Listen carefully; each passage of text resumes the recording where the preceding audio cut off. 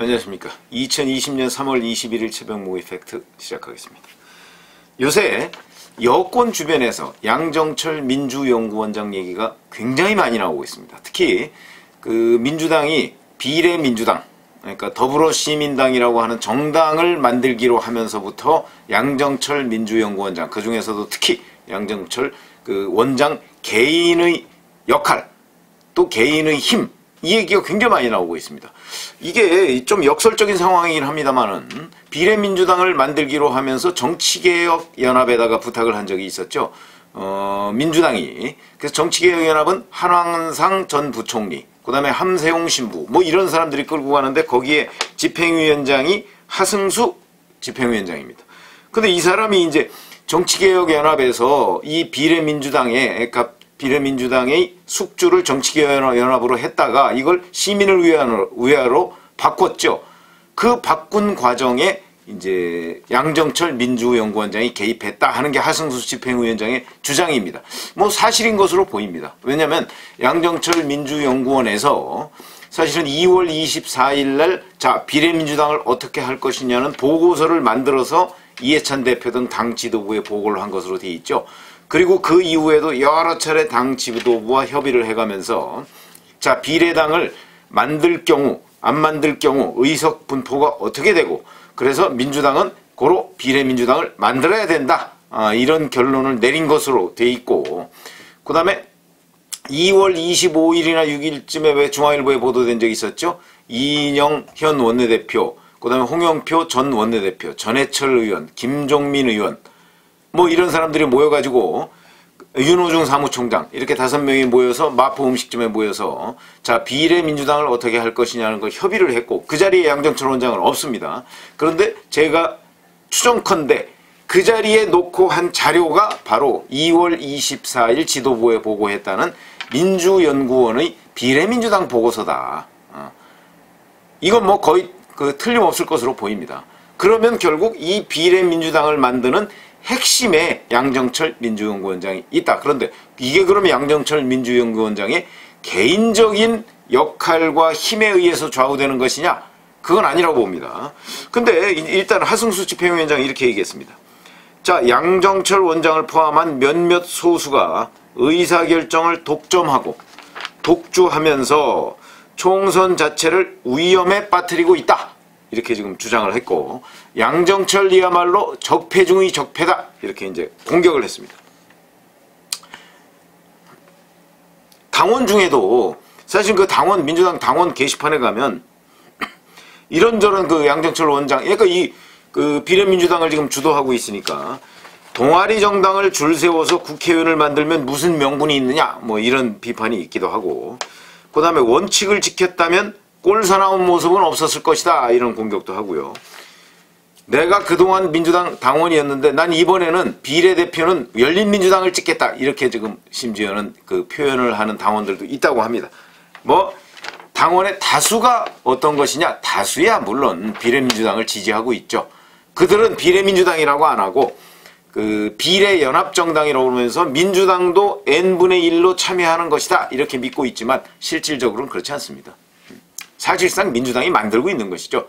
아이디어도 민주당이 만들고 있고, 제가 아침에 말씀을 드렸지만 공천관리위원도 친문 친조국 인사로 대부분 채웠습니다. 10명을. 그런 걸 보면 뭐 이거 사실상 민주당이 만들고, 기획하고 민주당이 만들고 있는 건데, 거기에 지금 뭐 시대전환이나 뭐 가자환경당, 뭐 무슨 평화인권당, 뭐 이런 곳들, 그 올 1월부터 2월 3월 초까지 급조된 이 정당들에는 제가 보건대는 뭐 최근에 나오는 얘기는 한 석 정도씩 준다, 뭐 이렇게 되더라고요. 그동안에는 한 3석 정도 준다는 얘기가 나오더니 다시 또 임박하니까 이제 한 석 정도 준다 그러면 그 민주당을 포함해서 6개 정당이 거기에 그 합류를 하는데, 그러면 1번부터 5번 정도까지를 만약 그 정당들을 준다고 한다면 6번부터는 이게 이제 대략 한 15석 내지 20석 정도까지를 차지한다고 본다면 한 15명 정도를 결국 민주당이 차지하는 셈이 될 것이다, 이렇게 지금 예상이 됩니다. 그러니까 그거를 누가 포기할 수 있겠습니까? 자, 그러면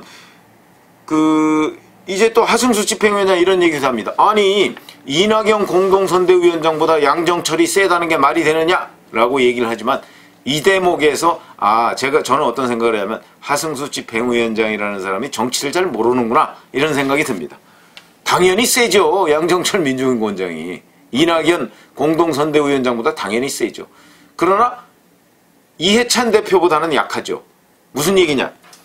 양정철 원장이 이렇게 힘을 쓰고 있는 뒷 배경에는 이해찬 대표가 있는 겁니다. 이해찬 대표가 풀리 서포트, 그러니까 이렇게 해라 라고 허락을 했기 때문에 양정철 민주연구원장이 호가호위를 할 수 있는 것이다. 그러면 이해찬 민주당 대표는 이해찬 자기 혼자 힘으로 이렇게 하고 있는 아니죠. 그 뒤에는 또 청와대가 뒷받침을 하고 있는 것입니다. 그러니까 청와대 정무수석실과 문재인 대통령과 정무수석실이 이해찬 대표하고 교감을 하겠죠. 소통을. 그래서 아마 이해찬 대표가 요거는 뭐 제 추정입니다만은 이건 뭐 정치부기자 경험을 바탕으로 한 추정입니다. 이해찬 대표가 정무수석실 뭐 매번 대통령하고 얘기할 수는 없는 거 아니겠습니까? 그러니까 정무수석실 지금 강기정 정무수석이죠. 정무수석하고 소통을 해가면서 자 우리가 도저히 안 되겠다. 비례민주당을 만들어야 되겠다. 만드는 형태는 우리가 마치 빠지고 무슨 전위 부대를 하나 내세워서 만드는 것처럼 해서 우리가 거기 참여하는 형식으로 그렇게 해야 되겠다라고 아마 강기정 정무수석을 통해서 대통령한테 보고가 됐을 거고 문재인 대통령은 그 부분에 관해서 굳이 이의를 제기하지 않았을 것이다. 그러면 이해찬 대표는 오케이 사인이 있는 것으로 보고 이제 추진을 하고 와서 양정철 민주연구원장한테 연구를 해봐라. 그래서 연구 보고서가 올라온 것이 2월 24일이죠. 그러면 대략 한 2월 뭐 15일이나 뭐 10일이나 이쯤에서 시동을 걸었을 가능성이 있다. 물론 그 전에 구상은 했겠죠. 그러면 청와대와의 교감은 2월 초부터 계속 이루어졌을 것이고 지금 나오는 보도에 따르면 문성근 씨한테 원래 대표를 맡아달라 이런 식으로 접촉을 했다는 거 아니겠습니까? 그게 대략 한 2월 중순쯤 됐을 것이다. 근데 문성근 씨가 그건 좀 곤란하고 이렇게 원로들 함께 하는 것으로 하시죠 라고 얘기해서 정치개혁연합을 선정을 했는데 그래서 정치개혁연합하고 이런저런 얘기를 하다 보니까 영 정치개혁연합이 마음에 안 든다. 그래서 정치개혁연합과 결별을 하고 시민을 위하여 개국본 그러니까 조국 지지 시위를 주도했던 그 개국본하고 다시 이제 말을 갈아탄 것인데 정치개혁연합하고 왜 손을 잡지 않았을까 하는 부분은 제가 보기엔 뭐 정치개혁연합이 지분을 많이 요구한 것이 아닌가 저는 이렇게 보는데 그건 아직 뭐 공개적으로 드러난 건 없습니다만 어찌됐든 간에 문성근 씨한테 부탁을 했다가 안 되니까 정치개혁연합으로 가고 정치개혁연합하고 어떤 식으로든 결별을 하고 지금 시민을 위하여까지 간 겁니다. 이 과정에서 처음부터 기획까지 그리고 지금 집행까지도 양정철 원장이 하고 있는 것이죠. 이해찬 대표의 양해하래 허락하에 하고 있는 것입니다. 그러면 이해찬 대표 양정철 민주연구원장의 힘은 과연 어디서 나오느냐? 자, 그 첫 번째 바로 문재인 대통령과 이해찬 대표의 대표가 지원을 하고 있다. 그러면 양정철 민주연구원장은 지금까지는 삼철이라고 알려져 있습니다. 전해철 의원, 그 다음에 이호철 전 청와대 민정수석, 그 다음에 양정철 민주연구원장이 삼철로 알려져 있었는데 이 삼철에서 벗어난 거는 꽤 오래됐습니다. 이건 문재인 정부 집권 초부터 이미 벗어나 있었습니다. 계속 뭐 일본으로 뉴질랜드로 돌았죠. 왜 그렇게 돌았을까요? 본인은 뭐 부담을 안 주기 위해서 그거는 그냥 하는 얘기고요. 결국은 문재인 청와대에 의해서 견제를 받은 것이다. 이렇게 보시는 게 맞습니다. 제가 취재한 결과도 그렇고요. 문재인 정부 이 청와대에 의해서 삼철 중에 한 명인 양정철 원장은 배제된 것이죠. 그러니까 삼철에서 떨어져 나간 거는 틀림없습니다. 그러니까 이제는 양정철은 삼철이 아니다. 그러면 이철이겠군요. 이제 이철은 이호철, 전해철 이 두 분은 여전히 그 실세 중에 속하는 것으로 지금 알려져 있으니까 삼철은 아닙니다. 더 이상. 그러니까 그런데 양정철 원장이 여전히 힘은 발휘하고 있다. 이 힘은 삼철까지는 아니지만 그러니까 문재인 정부를 구성하고 있는 핵심 3인방 중에 한 명에서는 벗어나 있지만 그 언저리에는 여전히 양정철 민주연구원장이 버티고 있다. 이렇게 지금 분석을 하는 것이 맞다. 저는 이렇게 봅니다. 그러면 이제 문재인 대통령과 이해찬 대표는 여전히 양정철 민주연구원장을 믿고 일을 시키고 있는 것이고, 이게 양정철 민주연구원장이 힘을 발휘하는 첫 번째죠. 첫 번째. 그 다음에 두 번째는 기획력이다, 이렇게 봅니다. 기획력. 민주연구원에는 그 연구원들이 굉장히 여러 명이 있습니다. 그러니까 이게 양정철 원장 혼자의 힘만으로 되는 건 아니죠. 혼자 구상을 하고 그 구상을 실무자들한테 내려보내서 이런 걸 좀 만들어 보자 하는 양정철 원장의 개인적인 기획력이 있다. 그게 다른 연구원장과 좀 다른 점이다. 이렇게 얘기할 수가 있겠죠. 물론 선거에 임박해서 민주연구원장을 맡았기 때문에 선거와 관련한 이런저런 기획을 하고, 예를 들어서 요 전임자인 김민석 전 의원 같은 경우는 그때는 뭐 그 지방선거만 있었을 때입니다. 그러니까 지방선거는 사실 그 민주당 지도부에서 뭐 공천 같은 걸 하지만 그렇게 그 특별히 어디랑 연합하고 뭐 비례대표 정당을, 위성정당을 만들고 뭐 이런 거하고는 관련이 없는 곳이니까 아마 그건 기획력이 덜 돋보였을 수는 있고, 지금은 총선이기 때문에 양정철 원장의 개인적인 기획력이 돋보일 수 있다.